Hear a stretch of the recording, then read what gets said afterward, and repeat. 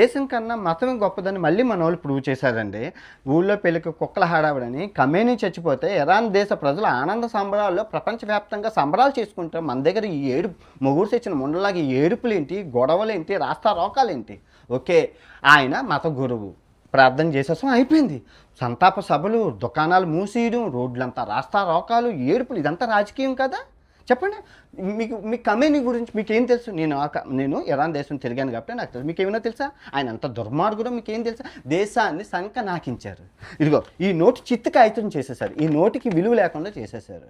హ్యాపీగా తిరుగుతున్న ఆడవాళ్ళు వాళ్ళకి గుడకాలేసి మతం మత్తులో మొత్తం స్వేచ్ఛను హరించారు. 9 ఏళ్ల పిల్లలు పెళ్లి చేసుకోవడం, దేశం తినడానికి తిండి లేకుండా చేసేసారు. ఎంతో సంపద కలిగిన దేశం, రూపాయి పెట్రోలు, రూపాయి గ్యాస్ చేసేసారు. నేను ఆ వీడియోలో చూపించాను కదా. మీకేం తెలుసు? మీరు ఇరాన్ వెళ్ళి అక్కడ ప్రజలతో మాట్లాడండి. మాట్లాడకుండా ఓ మతం మతం మతం మతం ఎవరికి ఉపయోగం? ఇప్పుడు దేశం అంటే బీజేపీ ప్రభుత్వం, కాంగ్రెస్ ప్రభుత్వం కాదు. ప్రధాని మోడీ గారు ఒక నాయకుడు. ఆయనకు ముందు కొయ్యా వెనక నుయ్యా. అమెరికాతో ట్రేడ్ డీల్ చేసుకున్నామా మనం? $500 బిలియన్ ఆ వ్యాపారం జరిగితే రూపాయి డబ్బులు వస్తే మన దేశానికైనా లాభం. మీరు ఇప్పుడు ఆ ట్రేడ్ డీల్ ఏంటండి? మీ ప్రజలు అలాగా నాకు ఎగనిస్ట్గా చేస్తానని ట్రంప్ గారు అంటే ఏంటి? మొత్తం ఈ వీడియోలన్నీ ఏంటి? మోడీని అంటే ట్రంప్ని వేసేస్తాం, నెతన్యాహు ఇజ్రాయెల్ని వేసేస్తాం, మమ్మల్ని పంపించండి, ఫ్లైట్ టికెట్లు వేస్తాం, వెళ్ళి యుద్ధం చేయండి. ఎవరైనా చేస్తారా? దేశ ప్రజలు ప్రపంచవ్యాప్తంగా ఇరాన్ ప్రజలు సంబరాల్లో తేలుతున్నారు.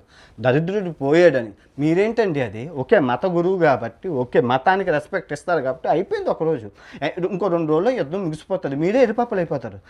ఇప్పుడు మీకు చెప్తున్నాను, భారతదేశం యొక్క మార్క్ మై వర్డ్స్ అండి, భగవద్గీత పట్టుకొని చెప్తున్నాను. భారతదేశంలో ఇంకో 100 సంవత్సరాలైనా మత విద్వేషాలు ఆగం. 80% ఉన్న హిందువులు 60% అవుతారు, 20% ఉన్న ముస్లిమ్స్ 40% అవుతారు. ఈ 60-40 కొట్టుకు సస్తారు.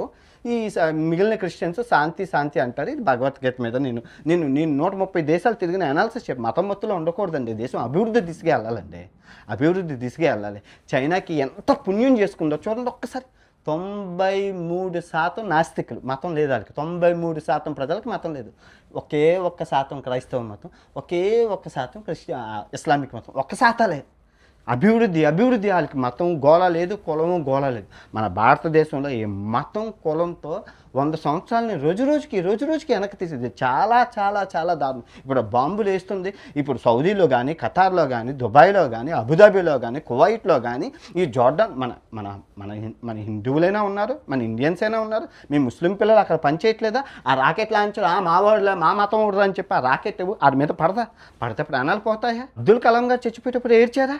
పెహల్గా మెటకల్పులు ఏడ్చారా? ఎందుకంటే టూ మచ్ కాకపోతే అందగలేని దొరక కత్తిపేటకి ఎందుకు? ఆ దేశ ప్రజలకే లేదు, మీకెందుకు?